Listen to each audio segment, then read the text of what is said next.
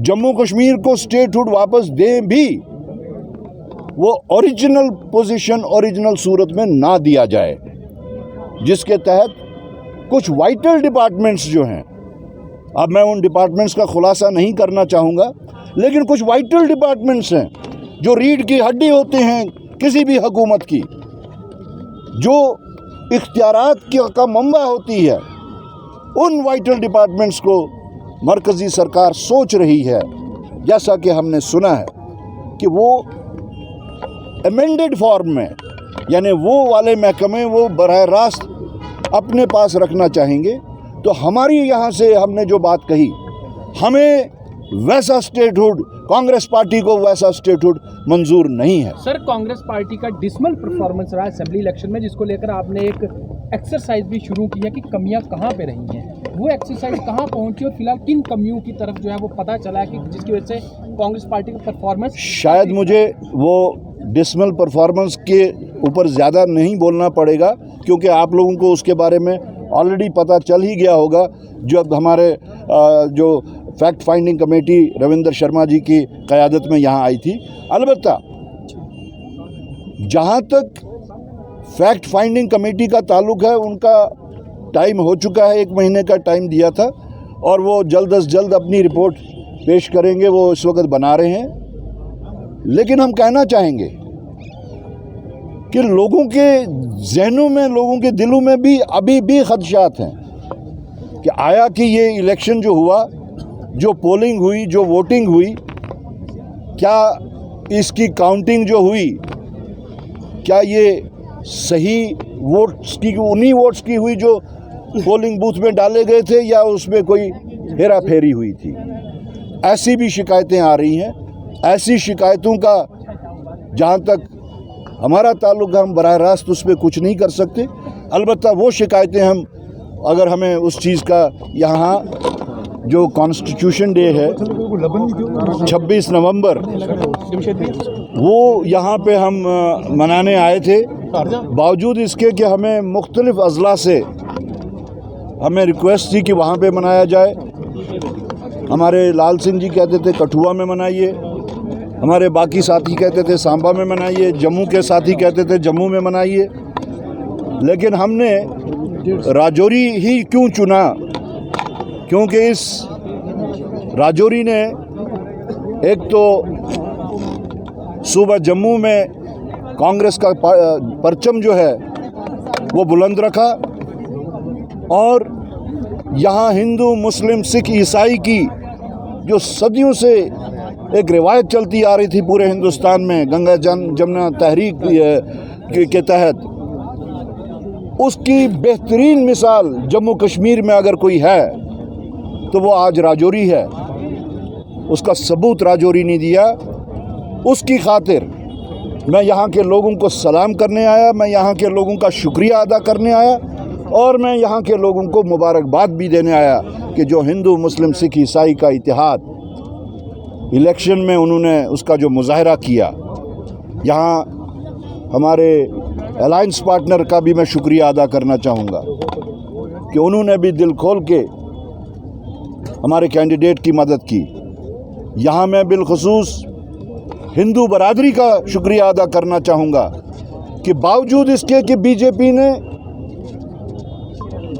कोई कसर बाकी नहीं रखी कि यहाँ पे इलेक्शन जो है वो मजहबी बुनियादों पे लड़ा जाए, पोलराइज करके लड़ा जाए, लेकिन उस हिंदू बरादरी ने वही हिंदू मुस्लिम सिख इत्तेहाद को बरकरार रखते हुए, मुल्की मामलात को मद्देनज़र रखते हुए, रियासती मामलात को, यहाँ की सियासत को मद्देनज़र रखते हुए जो मिसाल कायम की है, उसके वास्ते मैं यहाँ राजौरी के लोगों को सलाम करने आया था। सर आपने इख्तियारात की वापस बहाली की बात की जी। क्या कांग्रेस पार्टी 370 की रेस्टोरेशन की बात कर रही है या फिर ओनली सेफगार्डिंग दी बेसिक? मैंने आपसे कहा कि हमारा एक प्रिंसिपल स्टैंड है।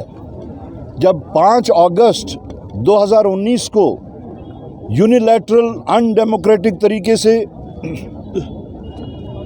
370 को एब्रोगेट किया गया, 6 अगस्त 2019 का हमारा जो रेजोल्यूशन है, कांग्रेस वर्किंग कमेटी का रेजोल्यूशन, जिसका मैं एक हिस्सा था। हमने रेजोल्यूशन पास जो किया है वो सेल्फ एक्सप्लेनेटरी है। हमने इस चीज़ की सख्त तरीन अल्फाज में निंदा की। हमने इस कार्रवाई को गैर जमहूरी कहा। हमने इस कार्रवाई को यकतरफा कहा। हमने कहा कि हिंदुस्तान की किसी भी ताकत को ये इख्तियार नहीं था कि वो रियासत जम्मू कश्मीर के लोगों से पूछे बगैर, उनसे मशवरा किए बगैर ये कोई कार्रवाई करते। और उसके बाद वो मुकदमा जब सुप्रीम कोर्ट के पास पहुंचा तो सुप्रीम कोर्ट ने उस पर अपना एक वर्डिक्ट दिया, और उस वर्डिक्ट के तहत उन्होंने मरकज़ी सरकार की जो ये कार्रवाई थी उसको आईनी करार दिया। अब उस वर्डिक्ट के बाद में अब कौन सी चीज़ ऐसी है जो हमें हासिल नहीं हुई या जो हमने हासिल करनी है या जिसकी हम डिमांड कर सकते हैं। तो उस वर्डिक्ट के बाद अगर हमारे वास्ते कोई चीज़ अब बाकी रही है हासिल करने के लिए तो वो सिर्फ स्टेटहुड है। हमारा स्टैंड रियलिस्टिक स्टैंड और हमारा स्टैंड जो based on the decision of supreme court है उसके तहत हम स्टेटहुड मांग रहे हैं। इसीलिए हमारी जो कैंपेन थी, हमारा जो मंशूर है, उसमें भी हमने स्टेटहुड की ही बात की है। इलेक्शन से पहले भी, इलेक्शन के दौरान भी, इलेक्शन के बाद भी, आज भी मैं उस स्टेटहुड की बात कर रहा हूँ। सर आपके अलायंस की बात कीजिए, अलायंस की अगर बात करें, अलायंस की तरफ से नेशनल कॉन्फ्रेंस की बात करें, उनके स्टेटहुड के साथ साथ 370 की बहाली की बात कीजिए, आपका अलायंस पार्टनर है। कांग्रेस अगर बात करती है रियासत की तो देखिए, जहाँ तक आपके सवाल का ताल्लुक है, हम अलायंस पार्टनर्स हैं। दोनों अलायंस पार्टनर्स का या कोई भी अलायंस पार्टनर पॉलिटिकल पार्टी होती हैं, उनका अपना अपना मंशूर होता है। नेशनल कॉन्फ्रेंस ने अपने मंशूर के तहत इलेक्शन लड़ा, कांग्रेस पार्टी ने अपने मंशूर के तहत इलेक्शन लड़ा। ये सिर्फ जम्मू कश्मीर या कांग्रेस या एनसी का मामला नहीं है।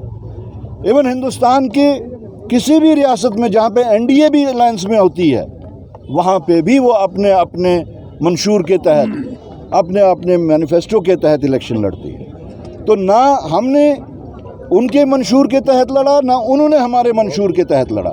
तो ये बातें एक लाजमी बात है जहाँ पे अलायंस होती है, तो इसमें कोई गलत बात नहीं। कंप्लीट स्टेटहुड रेस्टोरेशन की बात जी, किस तरह के खदशात आपको हैं, क्योंकि आपने ये बताया कि सरकारी महकमों की कुछ ताकतें जो हैं हो सकता है वो स्टेटहुड रेस्टोरेशन के बाद भी यहाँ ना दी जाए, मतलब पार्शियल स्टेटहुड रेस्टोरेशन। देखिए, मैंने जो बातें कही उसकी बुनियाद दिल्ली से ही शुरू होती है। हमारी इत्तला के मुताबिक मरकज़ी सरकार सोच रही है, अब कौन उसमें हैं जो सोच रहे हैं, लेकिन वो मरकज़ी सरकार के बहुत बड़े ताकत